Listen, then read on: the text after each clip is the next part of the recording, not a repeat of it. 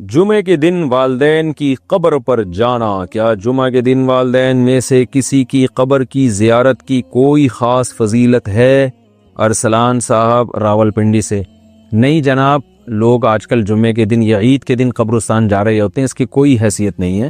کسی بھی دن جب چاہیں آپ قبرستان چلے جائیں، اپنے والدین یا بزرگوں کی قبر پہ بھی جا سکتے ہیں، ان کے لیے دعا کریں وہاں جا کے، اور قبرستان جانا چاہیے۔ حدیث میں آتا ہے زورھا فإنھا تذکر الآخرہ، قبرستان کی زیارت کیا کرو، اس سے آخرت کی یاد تازہ ہوتی ہے۔ لیکن اس کے لیے دن متعین نہیں ہے۔ جمعے کو اس نیت سے جانا کہ اس دن ثواب زیادہ ملے گا تو یہ پھر بدعت ہے۔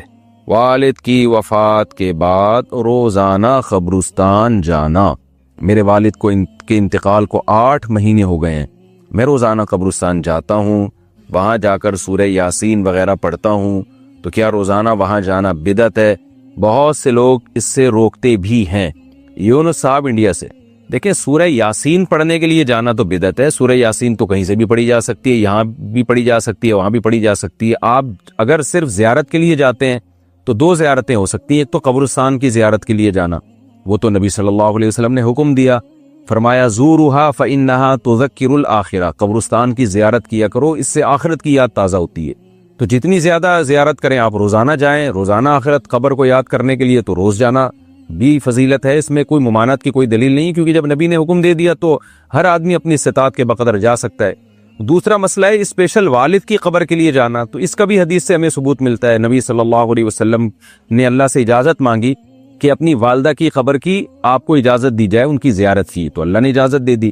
تو والدہ سے محبت تھی، اسی وجہ سے رسول اللہ صلی اللہ علیہ وسلم اپنی والدہ کی قبر کی زیارت کے لیے گئے۔ تو انسان کو جس سے محبت ہوتی ہے، ظاہر ہے اس کی ہر چیز سے محبت ہوتی ہے۔ تو والد سے اگر آپ کو محبت ہے تو ان کی قبر کی زیارت کا دل چاہتا ہے انسان کا، میں جا کے اپنے والد کی قبر کی زیارت کروں۔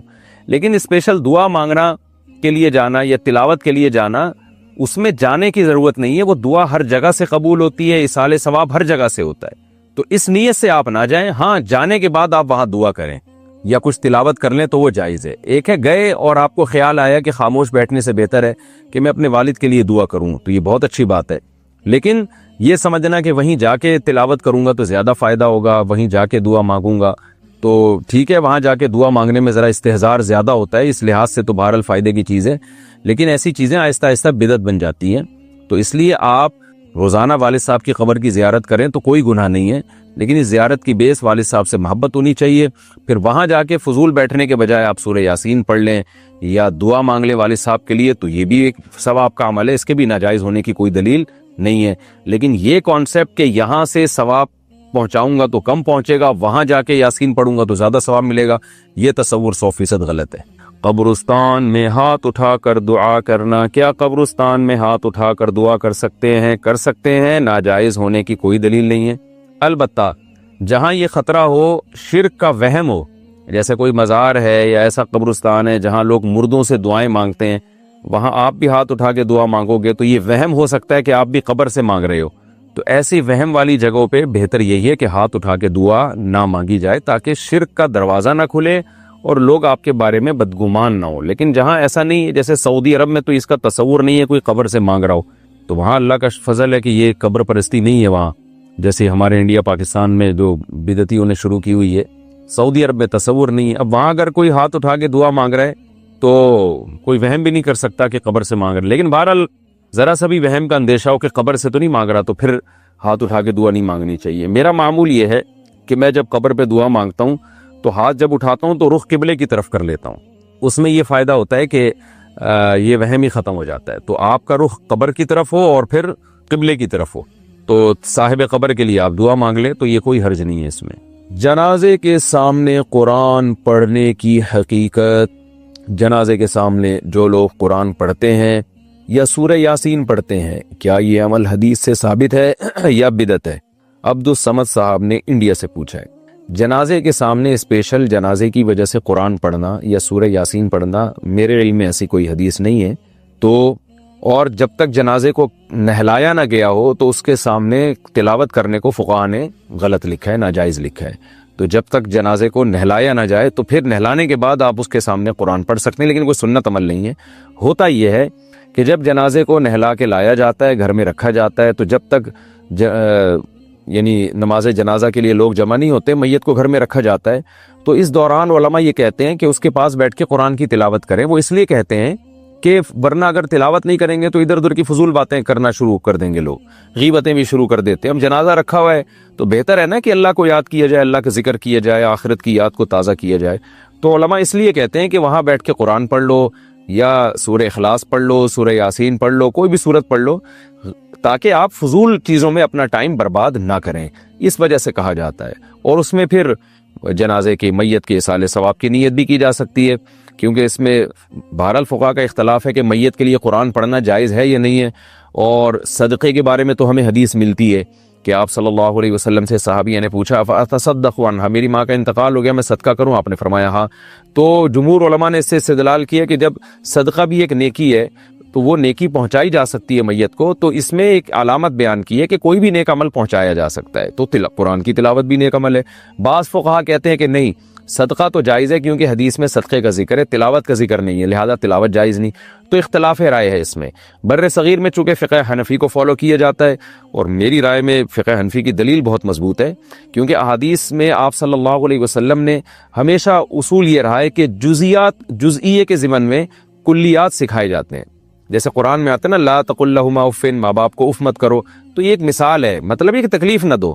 تو اسی طرح جو حدیث میں آتا ہے صدقہ کر سکتے ہو میت کے لیے، تو ایک مثال ہے، مطلب یہ کہ کوئی بھی نیکی کی جا سکتی ہے۔ اور دوسری بات یہ کہ حنفیہ کا جو قول ہے نا، اس میں ذرا وسعت زیادہ ہے، اللہ کی رحمت کو آپ پھیلا دیتے ہیں کہ بھئی اگر میت کے لیے تلاوت بھی جائز ہونے کا ہم فتویٰ دیں گے تو اس سے اس بہانے لوگ تلاوت کریں گے، ثواب حاصل کریں گے، اور اللہ سے امید ہے کہ اللہ اس میت کو ثواب پہنچائے گا، تو اچھا ہے نا، اللہ کی رحمت سے اچھی امیدیں لگائیں۔ تو ویسے بھی شریعت کا مزاج ہے کہ جس چیز میں رحمت والا عنصر غالب ہو اس قول پہ آپ کو فتویٰ دینا چاہیے، یہ ہماری رائے ہے۔ اگر کوئی اس سے اختلاف کرتا ہے تو وہ اس کا اپنا مسئلہ ہے۔ تو اس لیے جنازے کے پاس قرآن پڑھنا الگ سے کوئی اس کی فضیلت ہمارے علم میں نہیں ہے حدیث میں، لیکن کہا اس لیے جاتا ہے کہ وہاں بیٹھ کے ادھر ادھر کی باتیں کرنے سے بہتر ہے کہ آپ قرآن پڑھ لیں۔ البتہ قرآن خوانی میت کے لیے یہ جائز نہیں ہے، کیونکہ قرآن خوانی کو کہتے ہیں کہ لوگوں کو قرآن پڑھنے کے لیے جمع کرنا۔ تو قرآن پڑھنے کے لیے جو جمع ہے نا، تو اجتماعی عمل کے لیے ثبوت ضروری ہے، یہ خوب ذہن میں رکھے۔ جیسے آپ اپنے طور پر 2 نفل کبھی بھی پڑھ لیں، جائز ہے، لیکن اگر آپ لاؤڈ سپیکر میں اعلان کرتے ہو یا کارڈ چھپواتے ہو یا منادی کراتے ہو آؤ میں اشراق کے 2 نوافل پڑھ رہا ہوں، تمام حضرات سے گزارش ہے کہ مسجد میں آ جائیں، اب یہ اجتماعی عمل بن گیا، یہ بدعت ہو جائے گا۔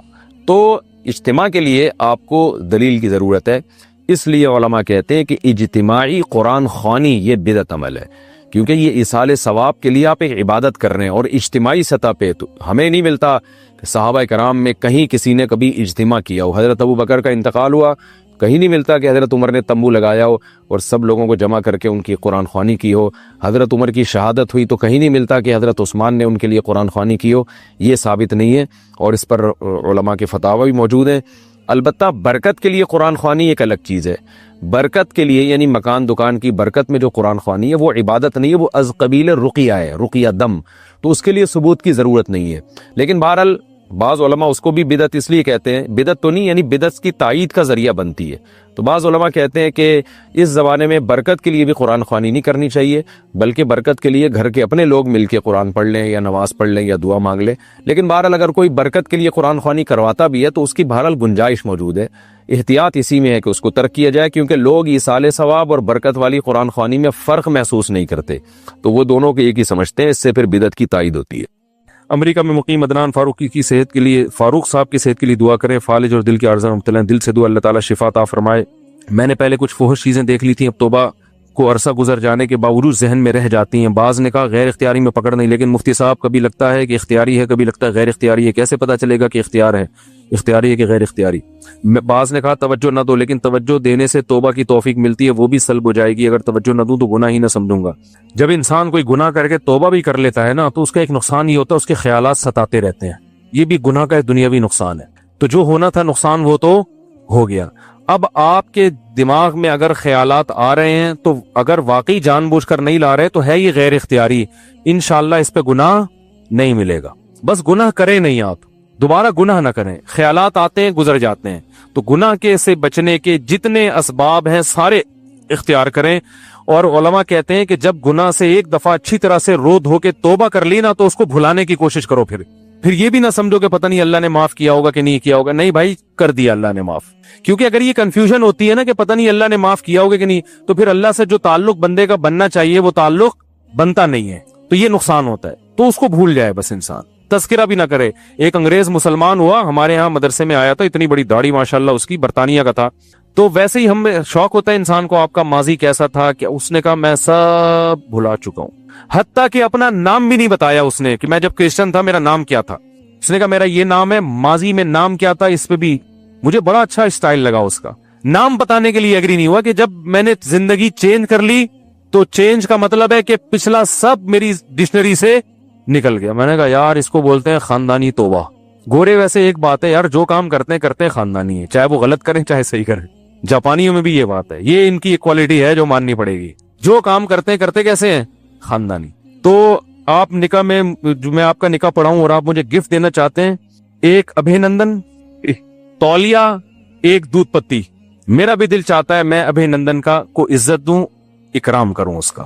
اب وہی سیاست جو ابھی تھوڑی دیر پہلے ہم نے سیاست کھیلی، میرا بھی دل چاہتا ہے کہ میرے گھر میں ابھینندن آئے، میں ان کو چائے پلاؤں، ویڈیو بناؤں، عزت کے ساتھ مودی کے حوالے کروں.